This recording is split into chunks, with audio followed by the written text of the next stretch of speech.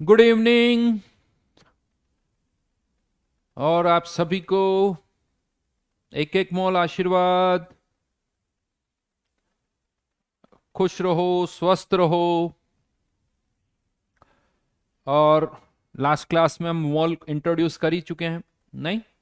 और Avogadro number भी मैं आपको बता चुका हूं। बताया था क्या? तो आप सभी मोल नेयर बनो, मोल पति बनो। यस। नहीं, बिलियनियर ट्रिलियनियर। मैं आपसे चाहता हूं कि आप मोल नेयर बनो। तो बहुत बहुत आशीर्वाद। चलिए तो आगे बढ़ें। मॉल तो इंट्रोड्यूस नहीं हुआ था क्या? हो गया था यार। एक सेकंड। यहां तक हमने डिस्कस कर लिया था। अच्छा, यहां तक आ गए थे, है ना? चलो कोई नहीं। तो जहां पर लास्ट क्लास में थे वहीं से स्टार्ट करते हैं। ओह, नमस्ते जी, नमस्ते। तो वही चल रहा है बेटा, जो लास्ट क्लास में किया था वही वहीं से स्टार्ट कर रहे हैं। वही सारी स्लाइड्स आप देख पा रहे हो यहाँ पर, वही चीज है।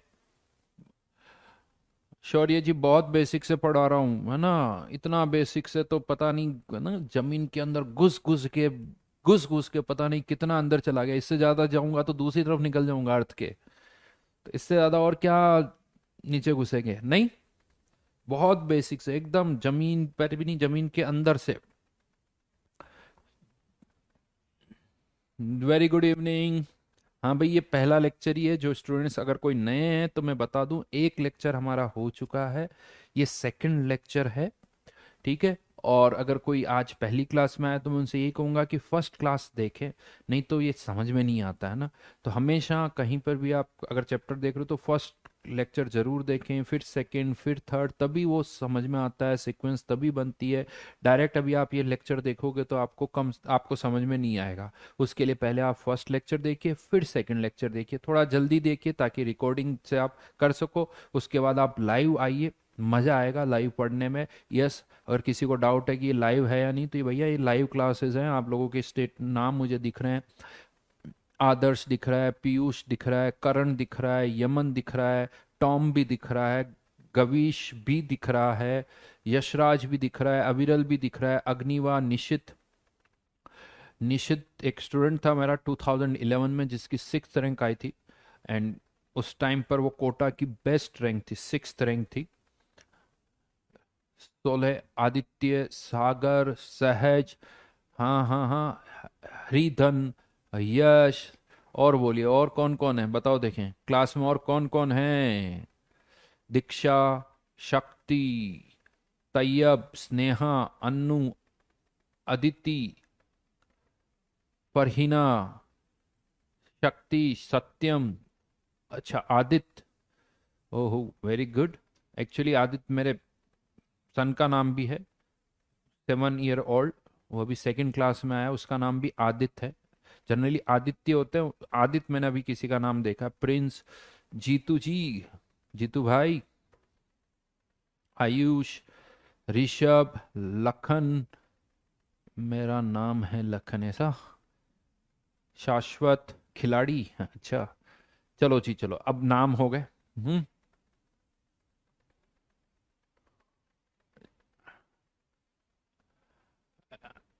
बहुत सारे हैं। चलिए जी, तो यहां पर आगे बढ़ते हैं। तो लास्ट क्लास में मैंने क्या बताया था, उसकी मैं बात करूं तो लास्ट क्लास में मैंने आपको ये समझाया था कि एटॉमिक मास की कोई यूनिट नहीं होती है। ये हम लास्ट क्लास में सब देख चुके हैं कि there is no unit of atomic mass. लेकिन अगर आपको किसी एक एटम का मास फाइंड आउट करना है तो एटॉमिक मास के आगे क्या लगा दोगे? एएमयू।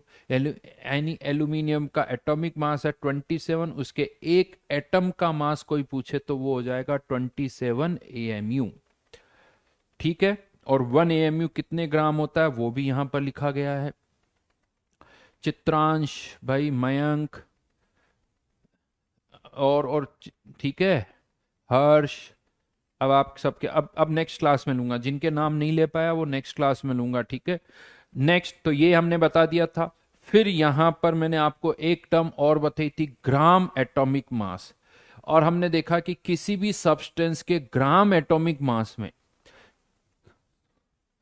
बेटा आयुष 1.66 में भी आगे टर्म्स होती है, तो उसको मैंने 1.67 लिख दिया, उस पर ज्यादा मत करो, 1.66 या 1.67 डजेंट मैटर।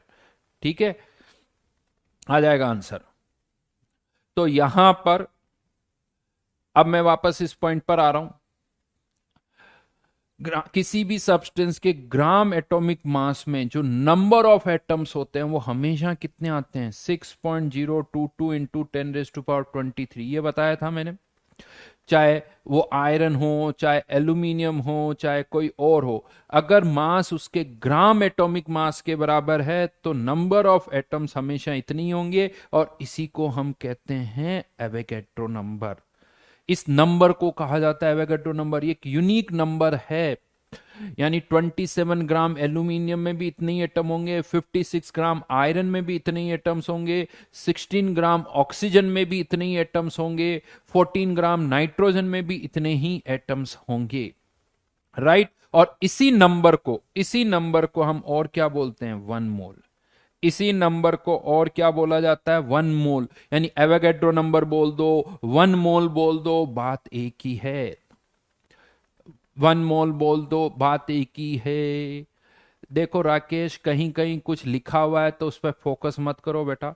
मैं अभी एनसीईआरटी में ही दिखा दूंगा जहां पर 16 भी लिखा हुआ होगा, तो डजेंट मैटर, है ना। लॉजिक पर जाओ, दिमाग अपने पास है, चीजें हम समझ सकते हैं। तो एनसीईआरटी में कहीं अगर कोई 16 लिख रहा है, कहीं 16 एमयू लिख रहा है, यू डिसाइड कि क्या सही है, तो वो खुद भी सोच सकते हो। मैंने अपना लॉजिक दे दिया मेरे अकॉर्डिंग, बाकी वो आपके ऊपर है।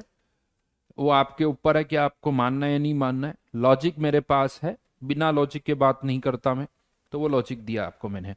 ठीक है। तो अब यहां पर यानी एक और टर्म, एवोगैड्रो नंबर भी बोल सकते हो, वन मोल भी बोल सकते हो। यानी वन मोल मतलब 6.022 इंटू 10⁻23। जैसे वन डजन होता ना, वन डजन जो होता है मतलब 12, उसी तरह से वन मोल का मतलब क्या हो गया, 6.022 इंटू 10⁻23। हाँ, ये प्रॉब्लम है कि 12 तो देखो दिख जाता है, ये नंबर बहुत बड़ा है। लेकिन कहीं पर भी आप इसको यूज कर सकते हो, जहां डजन यूज कर रहे हो वहां ये भी यूज कर सकते हो। जैसे आप बोलते हो ना, 1 dozen apple, 1 dozen mango, 1 dozen banana, मैं मोल भी यूज कर सकता हूँ। ये अलग बात है कि 1 मोल मैंगो बोलूंगा तो बहुत ज्यादा होंगे। 1 मोल चेयर्स बोल सकता हूँ, 1 मोल पेन बोल सकता हूँ, 1 मोल, आप इस तरह से बहुत सारी चीजें हैं जिसको आप काउंट कर सको, उसको मोल से एक्सप्रेस किया जा सकता है।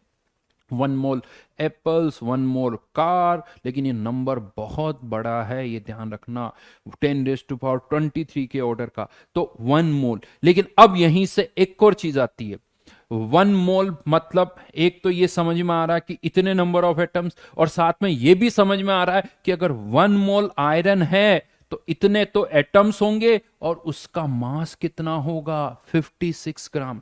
क्यों? क्योंकि इतने एटम्स अगर है तो मास किसके बराबर होगा, ग्राम एटॉमिक मास के बराबर होगा। यानी यहां पर तीन चीजें यूं कह तो रिलेट हो रही है। 1 मोल जब आप बोल रहे हो तो ये बात समझ में आ रही है कि इतने नंबर ऑफ एटम्स है, और साथ में ये भी समझ में आ रहा है कि उसका जो मास होगा वो किसके बराबर होगा, ग्राम एटॉमिक मास के बराबर होगा। और इसी ग्राम एटॉमिक मास को ही पता है हम और क्या बोल देते हैं, ग्राम एटॉमिक मास, इसको मैं पता है और क्या बोलता हूं, mass of 1 mole. Mass of 1 मोल, यानी 1 मोल सब्सटेंस का मास हमेशा किसके बराबर होगा, ग्राम एटॉमिक मास के बराबर। और इसी को आप और क्या बोलते हो, मोलर मास। इसी को मैं मोलर मास भी बोल सकता हूं।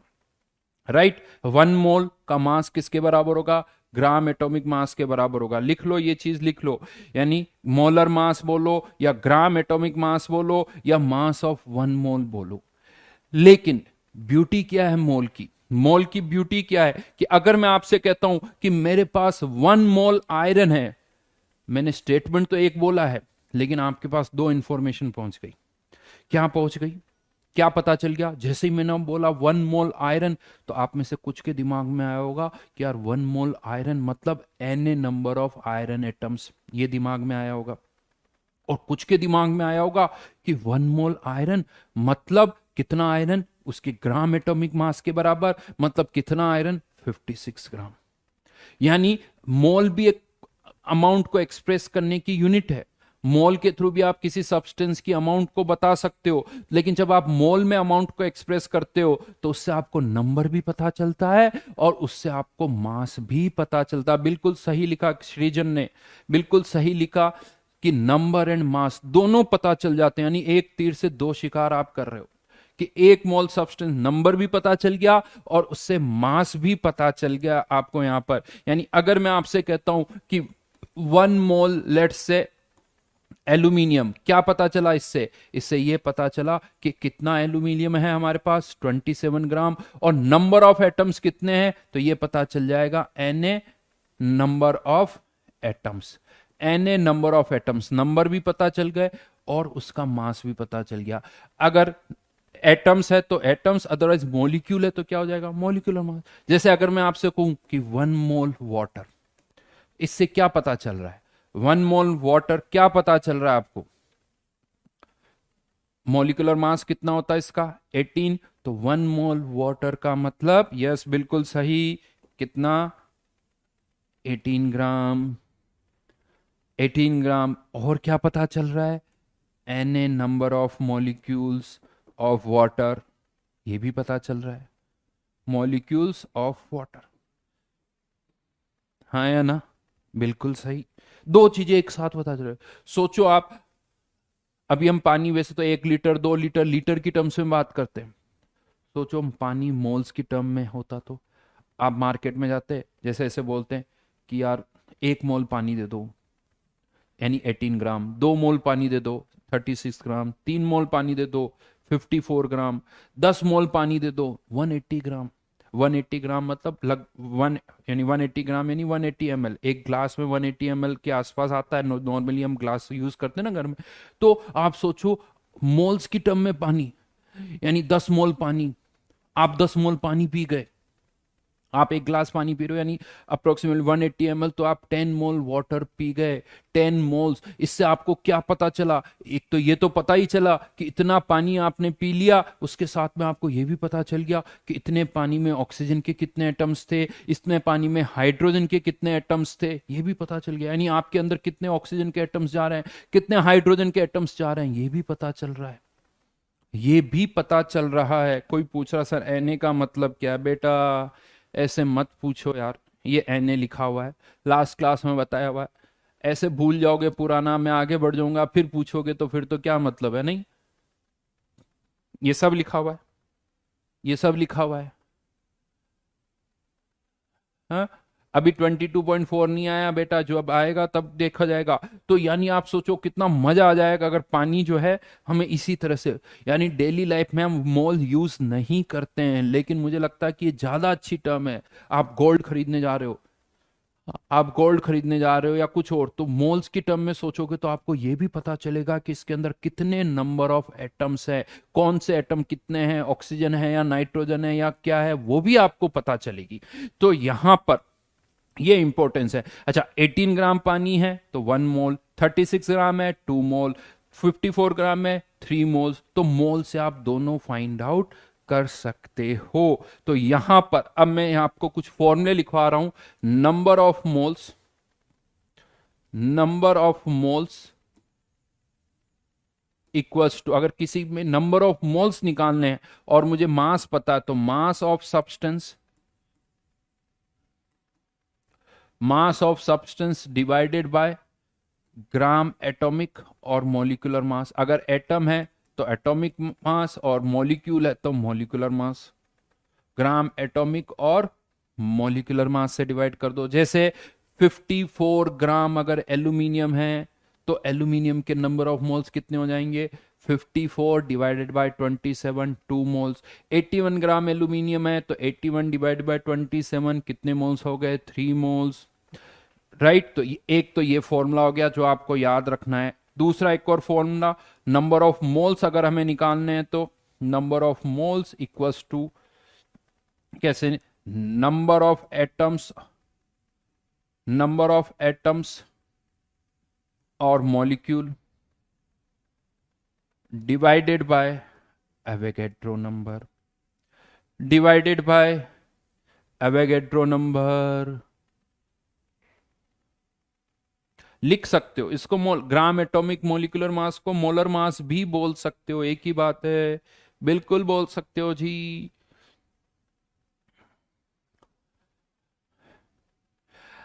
और एक और चीज बताऊं बेटा, जब हम पढ़ रहे हो ना तो इधर उधर के क्वेश्चन मत पूछा करो। मैं गूगल थोड़ी हूं यार कि कोई ये पूछ रहा है कोई ये पूछ रहा है सब एक साथ, भाई गूगल नहीं है मैं। गूगल हजारों लोगों के साथ एक साथ डील कर सकता हूं, मैं तो एक इंसान हूं ना, एक टाइम पर किसी एक से बात कर सकता हूँ, किसी एक का रिप्लाई कर सकता हूँ। तो ऐसे में बीच बीच में किसी के भी रिप्लाई करने लगा तो ऐसा लगेगा क्या हो रहा है सर, कहाँ पढ़ा रहे हैं, ऐसा तुम्हें ही ऐसा लगेगा कि सर हमें पढ़ा रहे हैं या किसी और को पढ़ा रहे हैं। क्योंकि एक कोई पूछता है कि सर सैटरडे को एक ही क्लास है क्या फिजिक्स की, अरे भाई यार इसका क्या मतलब है, मैं यहाँ पढ़ा रहा हूँ तुम फिजिक्स की क्लास पूछ रहे हो, सैटरडे को है या नहीं है। मोलर मास मतलब किसको बोला था, अभी किसी ने पूछा सर मोलर मास की क्या यूनिट है, तो देखो यहां पर क्या लिखा हुआ है, मोलर मास क्या लिखा हुआ है, ग्राम एटॉमिक मास। तो समझ में आया, ग्राम एटॉमिक मास यानी मोलर मास की यूनिट भी क्या होगी, ग्राम होगी। ये लिख सकते हो, या चाहो तो चलो एक लाइन में यहां पर और लिख देता हूं, एक और चीज थोड़ा सा लिखना चाहो तो, एटॉमिक मास ऑफ एल्यूमिनियम, ये भी लिख लेना, एटॉमिक मास ऑफ एल्यूमिनियम, इसकी कोई यूनिट नहीं होगी। Mass of an atom of aluminium,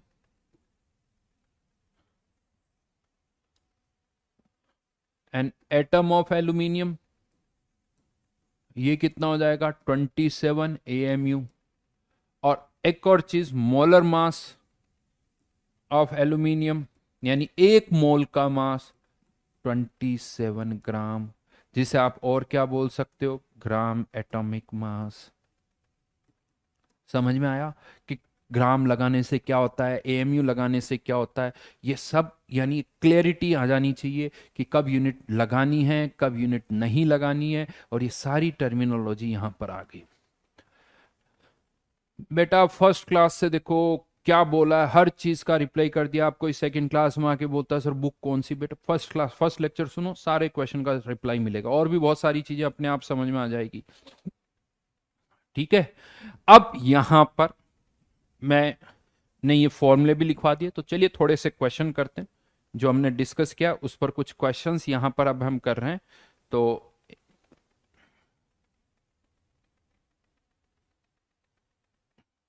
बहुत ही सिंपल से कुछ क्वेश्चंस हैं आपके सामने। क्या करना आपको, number of moles find out करने हैं, number of moles find out करने हैं कि ये जो सब्सटेंस है इनमें कितने नंबर ऑफ मोल्स है, वो आपको फाइंड आउट करना है। ठीक है, आई थिंक सबके एटॉमिक मासेस आपको पता ही है, जैसे हाइड्रोजन का एटॉमिक मास कितना होता है 1, एल्यूमिनियम का एटॉमिक मास कितना होता है 27, सोडियम का एटॉमिक मास कितना होता है 23, नाइट्रोजन का कितना होता है 14, क्लोरीन का कितना होता है 35.5, कार्बन का कितना होता है 12, और क्या बचा, बस इन्हीं की जरूरत है जो मैंने बता दी। हाँ, दो तरीके हैं, या तो आप आंसर लिखते जाओ या एक और ऑप्शन है, पहले सारे कर लो और फिर कॉमा लगाते हुए सबके आंसर लिख दो, फिर सबके आंसर लिख दो।